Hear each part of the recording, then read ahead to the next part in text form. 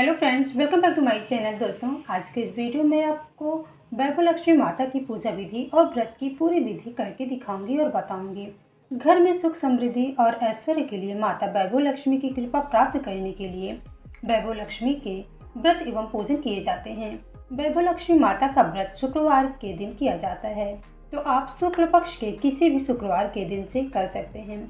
बस मल मास में, खल मास में और पौष के महीने में ये व्रत शुरू नहीं किए जाते हैं। इसके अलावा आप कभी भी कर सकते हैं।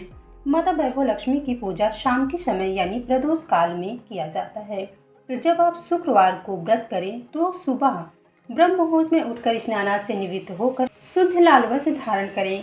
काले या नीले रंग को छोड़कर आप कोई भी शुभ रंग पहन सकते हैं। उसके बाद फिर भगवान के सामने बैठकर माँ वैभव लक्ष्मी से संकल्प करेंगे कि व्रत कैसे करें। तो हाथ में फूल, अक्षत और थोड़ा सा जल लेकर के 5, 7, 9, 11, 21 संकल्प करें कि हे माँ, आज मैं संकल्प लेती हूँ कि मैं इतना व्रत करूँगी। तो इस तरह से सुबह संकल्प लेना है। उसके बाद फिर इस पूजा को शाम के समय करना होता है। दिन भर अपने संकल्प और सामर्थ्य के अनुसार फलाहारी भोजन कर सकते हैं। उसके बाद फिर शाम के समय स्वच्छ वस्त्र धारण करें। फिर जहाँ पूजा करना है वहाँ अच्छे से साफ कर लें। फिर हल्दी कुमकुम से स्वास्तिक बना लें। स्वास्तिक बनाने के बाद फिर उसके ऊपर एक पटा रख देंगे, उस पर लाल वस्त्र बिछा देंगे।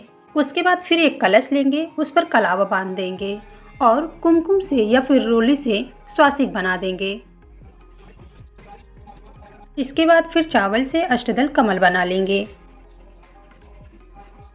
फिर कलश की स्थापना करेंगे। आप चाहे तो प्रॉपर कलश की स्थापना कर सकते हैं, नहीं तो आप सिंपल तरीके से भी कर सकते हैं। तो कलश में पहले थोड़ा सा गंगा जल डालकर पूरा जल से भर देंगे। उसके बाद भी कलश में हल्दी, कुमकुम, फूल, अक्षत सब डाल देंगे। तो इस तरह से सभी सामग्री को हाथ में ले करके ऐसे कलश पे अपने डाल देना है।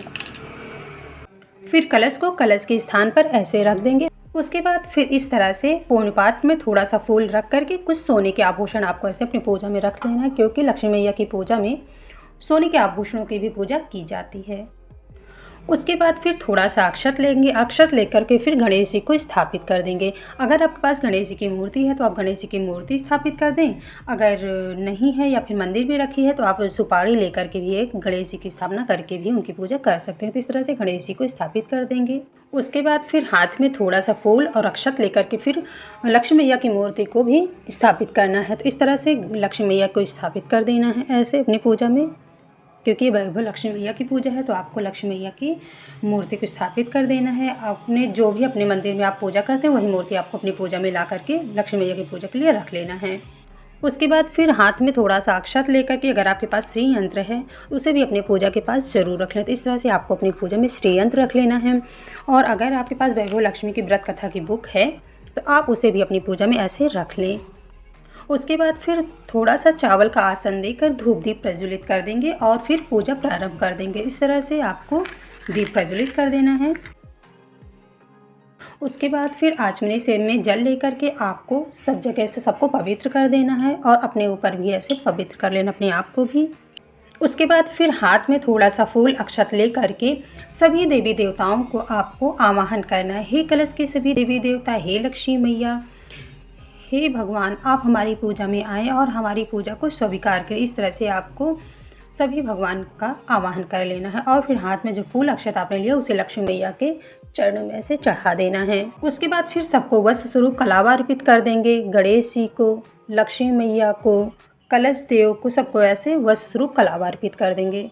अगर आपके पास चुनरी है लक्ष्मी मैया को चढ़ाने के लिए तो आप लक्ष्मी मैया को चुनरी ओढ़ा सकते हैं। तो ऐसे लक्ष्मी मैया को आप चुनरी ओढ़ा दीजिए। उसके बाद फिर सबको रोली से तिलक कर देंगे। सबसे पहले गणेश जी को। अगर आप शाम के समय स्नान नहीं कर सकते हैं तो वस्त्र जरूर बदल लें। टीका करने के बाद फिर फूल अर्पित कर देंगे सबको। और अगर आपके पास माला है तो लक्ष्मी मैया को आप माला भी पहना सकते हैं। वैसे तो लक्ष्मी मैया को कमल का फूल पसंद है। अगर आपके पास कमल का फूल नहीं है तो आप माता रानी को कोई भी लाल फूल अर्पित कर सकते हैं। उसके बाद सबको इत्र लगा देना है। लक्ष्मी मैया को, गणेश जी को, कलश देव को, सबको इत्र लगा देना है। माता लक्ष्मी की पूजा में इत्र जरूर लगाएं। अगर हम माँ लक्ष्मी की पूजा और व्रत करते हैं तो हमें बाहर की चीज़ें नहीं खानी चाहिए।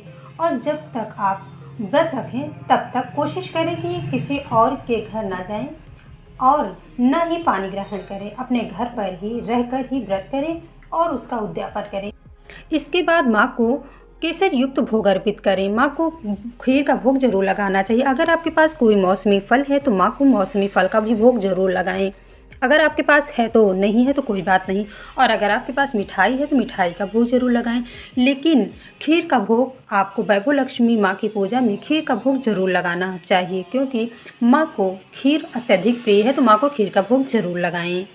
इसके बाद कथा को पढ़ा जाता है। कथा को पढ़ने के लिए आपको हाथ में थोड़ा सा फूल और अक्षत ले लेना है। ले करके आपको कथा को पढ़ना है। जब आपकी कथा हो जाए, कथा होने के बाद फिर आपने जो हाथ में फूल अक्षत लिया है इसे माँ को चढ़ा देना है। तो इस तरह से आपको माँ को फूल और अक्षत चढ़ा देना है और माँ को प्रणाम कर लेना है। और इसके बाद आप देखेंगे तो पीछे श्री यंत्र बना है। किसी किसी बुक में ये माँ के अष्टरूप बने हैं, उन्हें भी आप प्रणाम करें और उनका ध्यान करें।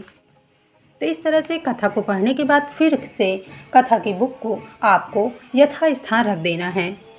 उसके बाद माँ की आरती कर लेंगे कपूर से या फिर किसी और दीप जला करके, यानी कि जो दीप जल रहा है इसे आरती नहीं करना है आपको, या फिर दूसरा दीप प्रज्वलित करके आरती करना है, या फिर आपको कपूर से आरती कर लेना है माँ की।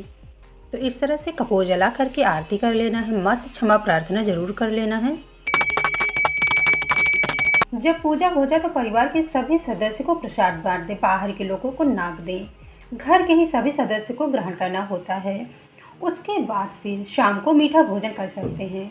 भोजन करने से पहले गौ माता को सब कुछ थोड़ा थोड़ा निकाल कर भोग लगा दें। उसके बाद भोजन ग्रहण करें। भोजन सिर्फ एक ही समय करें जब आपकी पूजा संपूर्ण हो जाए तब। अब बात कर लेते हैं हमें चौकी कब हटानी होती है। तो देखिए दोस्तों, चौकी को व्रत के दूसरे दिन हटाया जाता है जब स्नान कर लें तब। तो आपको माँ लक्ष्मी की और गणेश जी की मूर्ति या फोटो को उन्हें यथास्थान कर दें, यानी कि मंदिर में। और जो सोने के आभूषण रखे हैं उसे अपनी जगह पर रख दें। और जो कलश का जल है उसे पूरे घर में छिड़क दें और बचे हुए जल को किसी गमले में डाल दें। जो अष्टदल कमल है उस चावल को किसी पशु पक्षी को डाल दें। और जो बचे हुए फूल पत्तियां और सब कुछ बचे हैं उन्हें गमले में डाल देंगे। अगर आपको व्रत के दौरान कहीं आना जाना है तो उसे सबसे पहले तो अवॉइड करें। अगर आपको जाना बहुत ज़रूरी है, बहुत मजबूरी है, तो आप उस व्रत को माँ लक्ष्मी से प्रार्थना करके छोड़ सकते हैं।